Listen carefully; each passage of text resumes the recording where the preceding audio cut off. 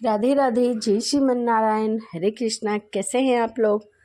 आशा करती हूँ कि श्री राधा रानी की कृपा आप सभी पर बनी रहे, आप सभी स्वस्थ हो और अच्छे हो। इसी कामना के साथ आज हम सुनेंगे राधा रानी के चरणों की कोमलता। ये तो सभी जानते हैं कि हमारे श्री कृष्ण हमारे लाडले कितने कोमल है, परंतु आज इस कहानी के माध्यम से हम यह भी जानेंगे कि हमारी राधा रानी कितनी कोमल है। तो आइए कहानी को शुरू करते हैं और सुनते हैं।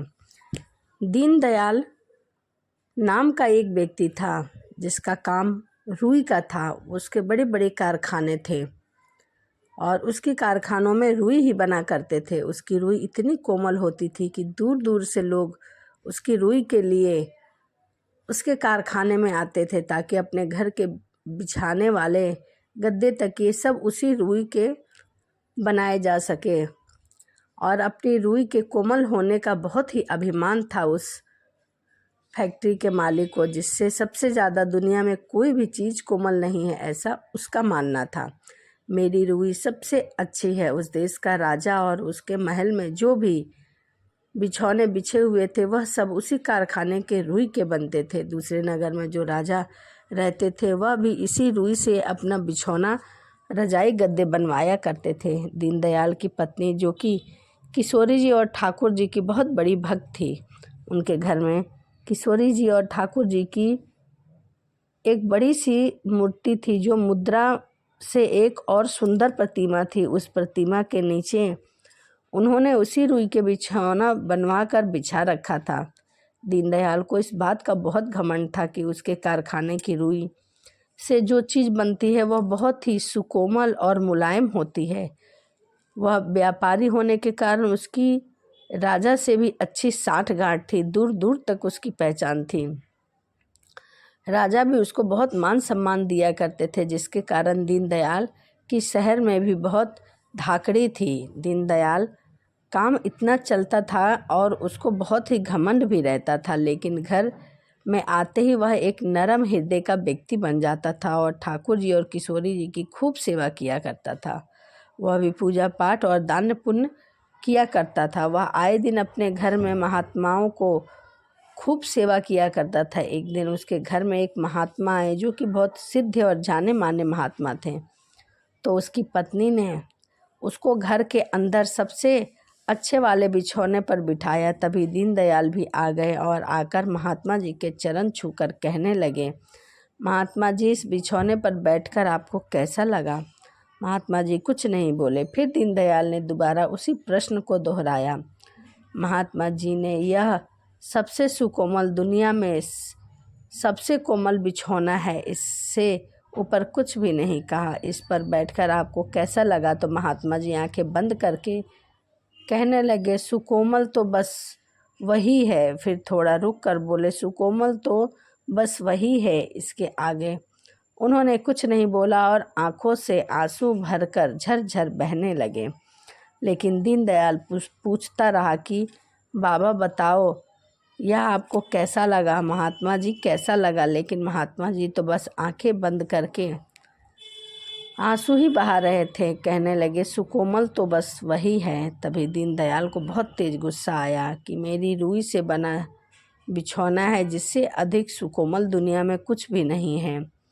और आग बबूला हो उठे। गुस्से में महात्मा को उठाकर धक्के मार कर घर से बाहर निकाल दिए और फिर पूछते रहे, महात्मा जी बोलो, क्या यही सबसे कोमल है? तब महात्मा जी ने कुछ भी नहीं बोला और आंखें बंद करके कहते रहे कि सबसे सुकोमल तो बस यही है।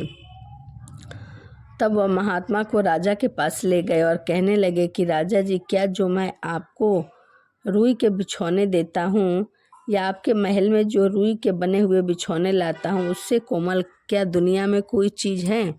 राजा कहते हैं कि ना, इन सारी दुनिया में सबसे कोमल यही है और कुछ भी नहीं है। लेकिन महात्मा जी कहते हैं, वह तो यह बोल ही नहीं रहे, कोमल तो बस ऐसे ही की रट लगा रखी है।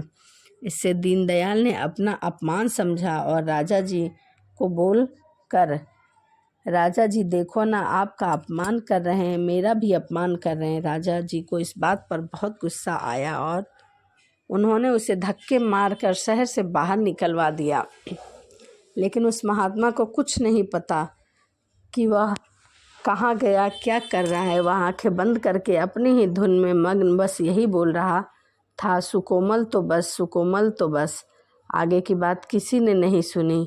इससे अधिक क्या है। उधर किशोरी जी अपने भक्त की ऐसी दशा देखकर आंखों में आंसू लेकर मुख पर करुणा की बजाय मुख पर तड़प थी। उनको देखकर ठाकुर जी भागे भागे आए और कहने लगे, राधिका क्या हुआ, आज क्या हुआ, तुम्हारे मुख पर करुणा की जगह पीड़ा क्यों दिख रहा है। तो राधा रानी कहने लगी, देखो मेरे भक्त का क्या हाल हो रहा है।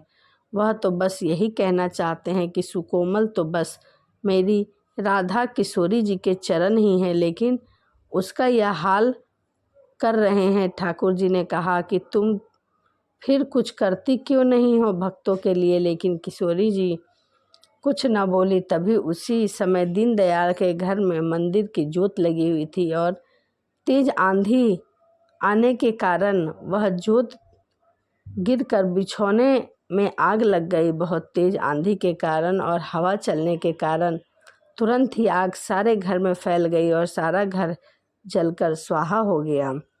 तब तक दीनदयाल घर पहुंचा, तब तक सारा घर जलकर स्वाहा हो चुका था। अब आंधी बंद होने के बाद तेज बारिश होने लगी और बारिश इतनी ज़्यादा हुई कि उसके कारखाने में रखी हुई सारी रुई भीग गई और कारखाना पानी में डूब गया। कारखाना और घर की ऐसी दशा देखकर दीनदयाल जोर जोर से विलाप करने लगा और अपनी पत्नी और बच्चे भी सड़क पर बैठकर जोर जोर से रोने लगे। हमारे घर और कारखाने को क्या हो गया, किसकी नज़र लग गई। दीनदयाल भागा भागा राजा के पास गया और कहने लगा कि देखो राजा जी, हमारे कारखाने का बुरा हाल हो गया है और मेरे घर में भी आग लग गई है। राजा आग बबूला होकर बोला, तू यह बता कि तूने यह कैसी रुई के बिछौने बना के दिए थे। देख यह मेरी पत्नी और बच्चे और राजकुमार राजकुमारियों का क्या हाल हुआ है। इनको तो देखो, इसी के कारण शरीर पर जैसे एक अलग सी खुजली एलर्जी जैसी बीमारी हो गई है। और राजा ने उसको मार मार कर वहाँ से भगा दिया। तब वह रोता हुआ फिर घर की तरफ गया और घर में जाकर ज़ोर ज़ोर से दहाड़ मारकर रोने लगा कि मेरे घर को क्या हो गया। तभी उसका ध्यान मंदिर में पड़े ठाकुर और किशोरी जी की प्रतिमा पर पड़ा। वह उनके चरणों में जाकर गिर पड़ा और हाथ जोड़कर किशोरी जी से प्रार्थना करने लगा और ऐसी कोमल वस्तु पर उसके हाथ पड़े कि वह एकदम से दंग रह गया और कहने लगा, यह रुई से करोड़ों गुना ज़्यादा सुकोमल चीज़ क्या है। उसने ध्यान से देखा तो किशोरी जी के चरण थे। तभी उसके दिमाग में महात्मा जी की वह बात याद आ गई। महात्मा जी यही कहना चाहते थे कि किशोरी जी के चरणों से कोमल दुनिया में कुछ भी नहीं है। वह तो बहुत ही कोमल और नाजुक हैं। उसको बहुत ही पछतावा हुआ और वह ज़ोर ज़ोर से विलाप करने लगा और किशोरी जी ठाकुर जी की मूर्ति को लेकर ज़ोर से भागने लगा और शहर के बाहर जा पहुंचा, जहां पर वह महात्मा जी अभी भी आंखें बंद करके किशोरी जी का ध्यान कर रहे थे और कोमल तो बस यही की रट लगाए रखे थे। तभी दीनदयाल जाकर उस महात्मा के चरणों में गिर पड़ा और कहने लगा कि हाँ महात्मा जी, मैं तो समझ गया कि सुकोमल तो बस मेरी किशोरी जी, लाडली जी, मेरी करुणामयी, मेरी लाडो के चरणों से कोमल दुनिया में और कुछ भी नहीं है। मेरे से बहुत बड़ी गलती हो गई है, कृपया आप मुझे क्षमा करें और किशोरी जी से प्रार्थना करें वह मेरी भूल को क्षमा करें। मैं जान गया हूँ कि दुनिया में किशोरी जी के चरणों से कोमल कोई भी वस्तु नहीं है।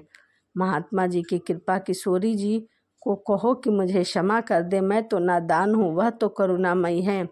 महात्मा जी बोले कि वह तो सब की सुनती है, तू एक बार लाडली जी को सच्चे मन से पुकार कर देख, वह तेरी भी जरूर सुनेगी। तेरे चरण कमलों का ध्यान करके, तू उनके चरण कमलों का ध्यान करके बोल, किशोरी तेरे चरणों की रज चाहूँ, बैठा रहूँ, कुंजन के कोना शाम राधिका गाऊँ, किशोरी तेरे चरणों की रज पाऊँ। बस निरंतर आंसू बहता हुआ किशोरी जी को याद करता हुआ और वहीं बैठ महात्मा जी के साथ किशोरी जी के बरसाना धाम को चल पड़ा। किशोरी जी की ऐसी करुणा हुई, जो भक्त को कष्ट देते हैं उसको भी अपनी शरण में ले लेती हैं और अपने भक्तों की पूरी रक्षा करती है। तो इस प्रकार से हमारी किशोरी जी हैं, राधा रानी जी हैं।